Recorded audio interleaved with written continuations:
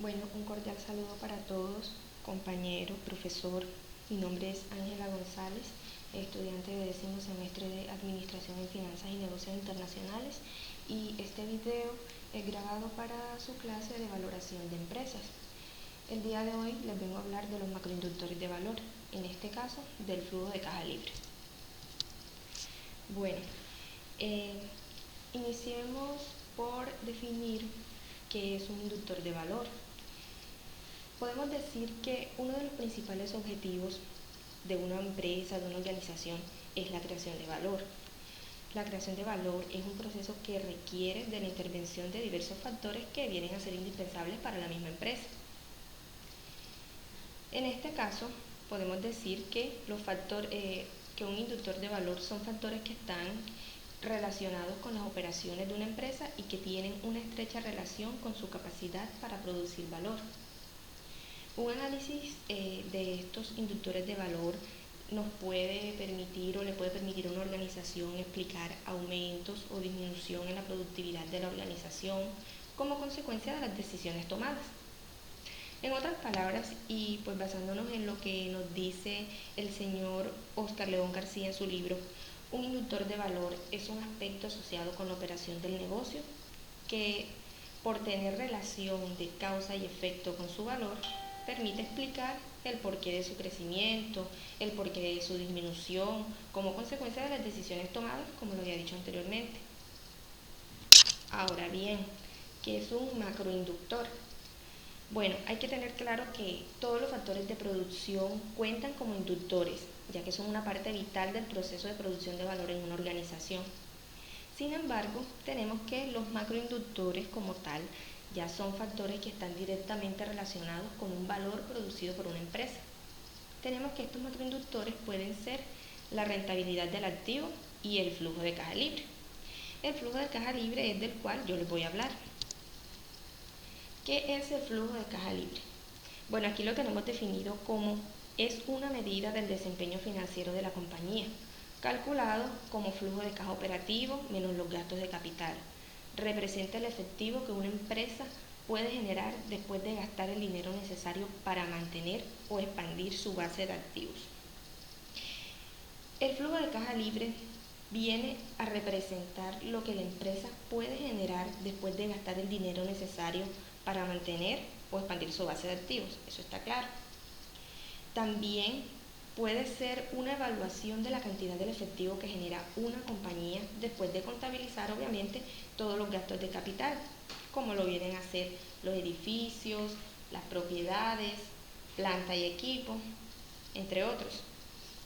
Podemos decir también que el exceso de efectivo se usa para expandir la producción, desarrollar nuevos productos, hacer adquisiciones, pagar dividendos o reducir alguna deuda que tenga la organización. Palabras más, palabras menos. El flujo de caja libre viene a representar el dinero que la empresa tiene disponible para hacer frente al pago de la deuda pendiente o para poder pagar dividendos a los accionistas o socios de la compañía.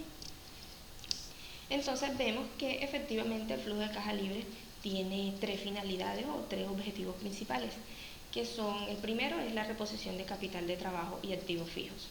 El segundo es la atención del servicio a la deuda. Y el tercero es el reparto de utilidades. Pues ya como datos finales del flujo de caja libre en lo que tiene que ver con la teoría, pues podemos decir que algunos inversores creen que el flujo de caja libre ofrece una visión clara de la capacidad de una empresa para generar efectivo y ganancias. Eso es totalmente cierto. Sin embargo, es importante tener en cuenta que un flujo de caja negativo no es malo en sí mismo. Si el flujo de caja libre es negativo, podría ser una señal de que una empresa está realizando grandes inversiones. Si estas inversiones obtienen alto rendimiento, la estrategia tiene el potencial de dar resultados a largo plazo. Bueno, ahora pasemos a un ejercicio práctico, pero bastante sencillo de lo que viene a ser el flujo de caja libre. Tenemos aquí en el ejemplo, nos dice, de acuerdo a la siguiente información, calcular el flujo de caja neto por periodo. Tenemos como ítem A, dice ventas en millones de pesos.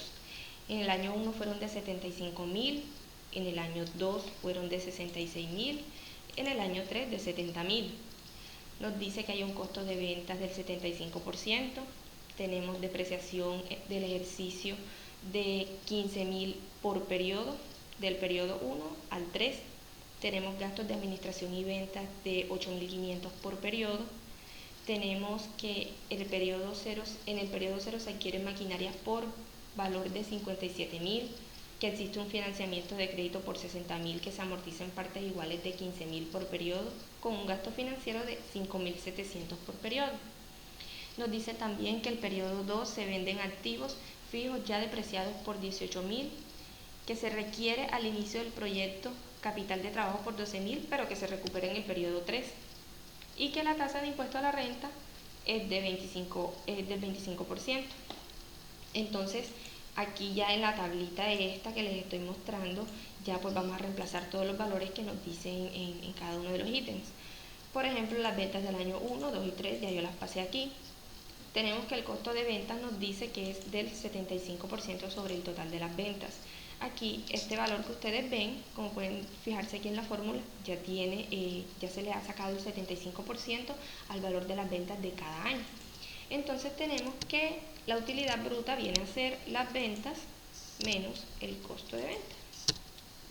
Y así para los años siguientes. Bueno, luego nos dice los gastos de administración y ventas. Aquí en el ejercicio nos decía que tenemos gastos de administración y ventas de 8.500 por periodo. Y aquí los tenemos. Ya yo los pasé aquí en gastos de administración y ventas.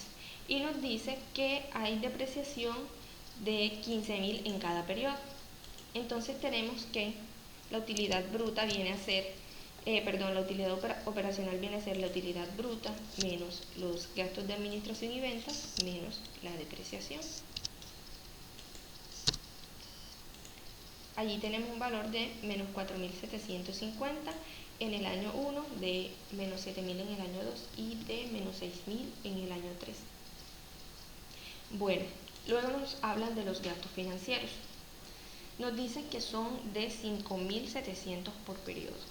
Listo. Y también nos dicen que hubo una venta de activos por valor de 18.000 en el periodo 2.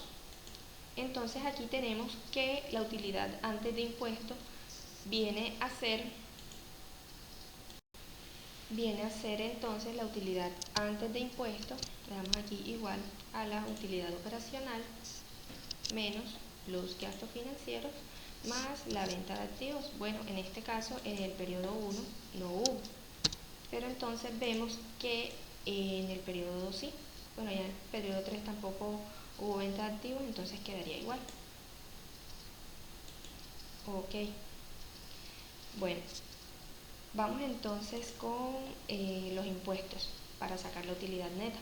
Como nos dice en el ejercicio, la utilidad, la tasa de impuestos es del 25%.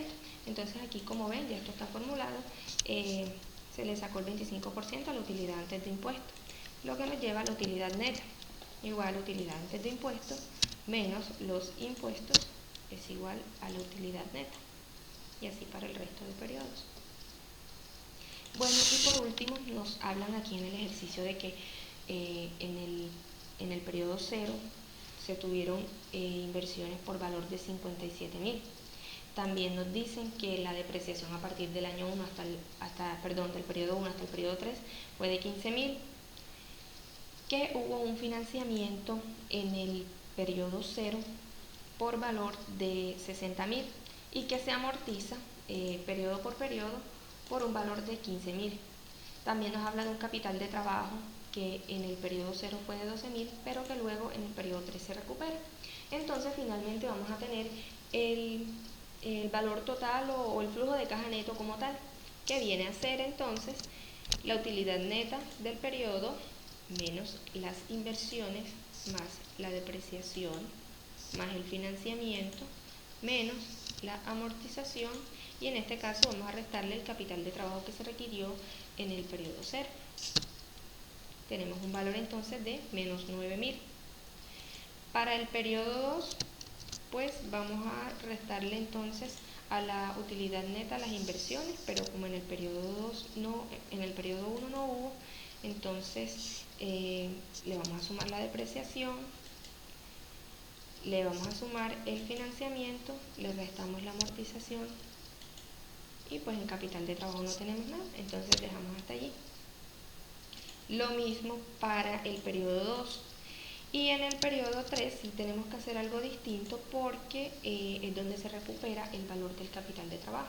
Entonces tenemos que la utilidad neta menos inversiones, bueno, no hubo inversiones, más la depreciación, más el financiamiento, menos la amortización y le vamos a sumar el capital de trabajo para un valor de 3.225. Y aquí ya pues en el periodo 4 finalmente tenemos la utilidad neta y pues simplemente vamos a restarle la amortización y listo. Entonces, como pueden ver, este fue un ejemplo bastante sencillo de lo que es el flujo de caja libre, pero básicamente allí pues damos a conocer todo de lo que hablamos ahorita mientras les explicaba las diapositivas. Espero que este video haya sido de su agrado y que les sirva pues para futuras, no sé, para futuros casos, de pronto para ampliar los conocimientos. Muchas gracias por la atención. Que tengan un excelente día.